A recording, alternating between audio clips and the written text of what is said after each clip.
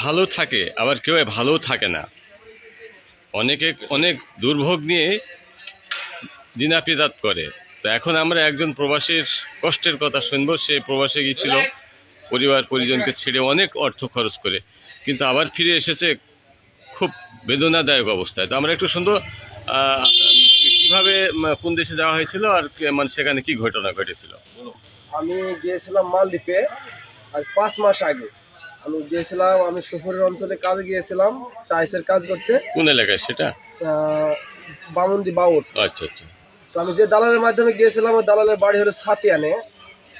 তো সে আমাকে বলছিল যে ভাই, তার প্রথমে তার শাওড়ি আর তার বউ আমার কাছে যায় যে আপনি তো টাইসের কাজ করেন, তো আমার স্বামী আর ওর শাওড়ি কয় যে আমার হলো জামাই হলো ওখানে কনেকটিশনের সাইডের মনে করেন যে বিল্ডিং মানে কন্ট্যাক্ট নেয়, ওই কাজগুলো সে রাজমিস্ত্রি কাজ জানে, টাইসের কাজ জানে না। তো টাইসের কাজ যখন আপনি জানেন, ওখানে গেলে পরে আপনার 70, 80, 90, 1 লাখ টাকা আপনি ইনকাম করতে পারবেন। তো আমি ওই ওদের কথা শুনি, আমি ওর যে হলো যে দালাল লিখেছে তার বোর কাছে আমি টাকা দিয়েছি 1,30,000 টাকা।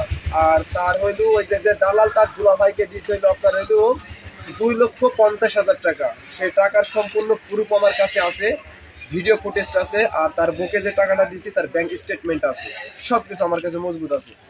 দেখুন সে সেখানে নিয়ে গিয়ে আমাকে মনে করেন সে কয় যে ভাই 1 সপ্তাহের ভিতরে কাগজ দেবো, যখন 4 মাস হয়ে যায় সে কোনো কাগজও দেয় না, তার সেখানে দিকে কোনো কাজ নেই, কাম নেই, কিচ্ছু নেই। তারপরে সে আমাকে কয় যে ঠিক আছে ভাই, আমি কাজ একটু সমস্যা, আপনাকে কাজ দিছি, আজ দেবো কাল দেবো, ঘুরি ঘুরি ঘুরি ঘুরি ঘুরি, সে আমাকে কাজ দিতে পারে না।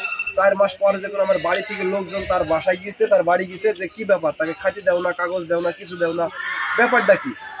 সে কয় যে ঠিক আছে আমার একটু খাওয়া দাওয়ার একটু সমস্যা, হাত খরচের সমস্যা হলো, তো আমি খাবার দেবো। তো প্রথমে 1 দিন 2 দিন দিল, তারপরে আর খাবারই দেয় না। খাওয়াতে সকালে দেয়, সকালে দেয় না, দুপুরে দেয় না, রাত 12টার দিকে বাজার করে নিয়ে এসে দেয়। এটার আমার প্রমাণও আছে, প্রুফ আছে। তার ভাগিনা স্টিল ওখানে আছে, তার ভাগিনাকে পর্যন্ত সে খাইতে দেয় না, তার ভাগিনা পর্যন্ত কষ্ট করে, তার ভাগিনাকে বাড়ি থেকে টাকা দেয়, আর তার সেই ভাগিনা চলে সেখানে, সে সে এমন পরিস্থিতি আছে। আর আমাদের 2টা ছেলেকে নিয়ে গিয়েছে, 2টা ছেলেকে নিয়ে একই অবস্থা। আমি যা যেভাবে উদ্ধার হই, বাড়ি থেকে টাকা নিয়ে আমি চলে আসছি।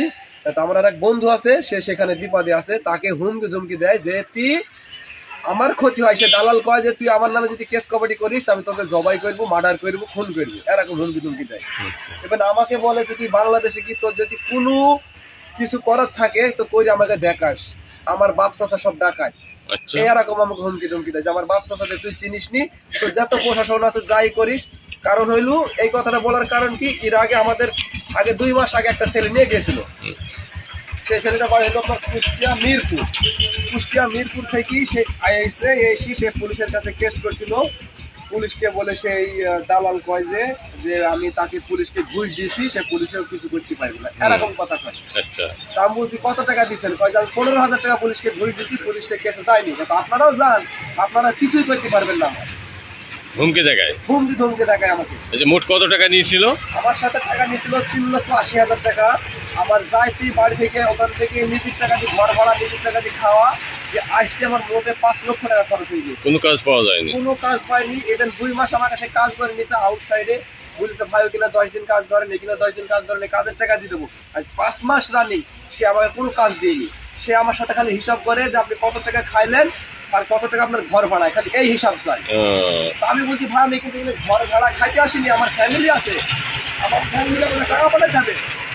সে কয় যে আজ না কাল, কাল না পরশু, এইভাবে ঘুরি ঘুরি আমি ফ্যামিলিকে জানাইছি, তার ফ্যামিলিকে জানাইছি, আমার ফ্যামিলিকে জানাইছি। তারে কইলি সে আমার হুমকি ধমকি দেয়।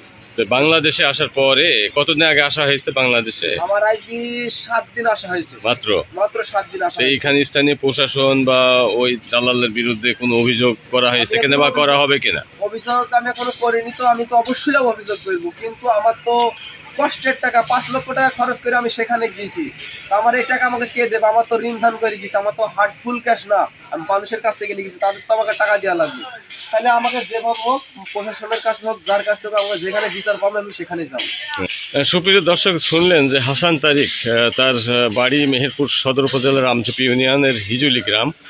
তাকে একটি আদম দালাল তাকে নিয়ে যায় মালদ্বীপে এবং 4-5 লাখ টাকা তার সাথে খরচ করে নেয়, এবং তার অনেক এভিডেন্স তার কাছে আছে, প্রমাণ আছে। কিন্তু এই যুবককে নিয়ে যাওয়ার পরে তাকে খুব বেদনাদায়ক কষ্টদায়ক অবস্থায় তাকে রাখে এবং পরবর্তী সে দেশে আবার নিজের টাকা দিয়ে সে দেশে ফিরে আসে।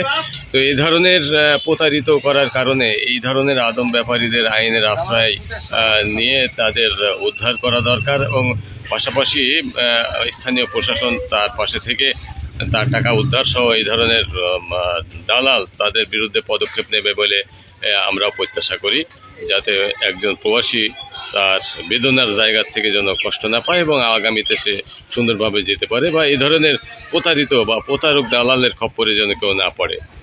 এদের বিরুদ্ধে অবশ্যই আইনগত ব্যবস্থা নিতে হবে, এই প্রত্যাশা আমরাও করি।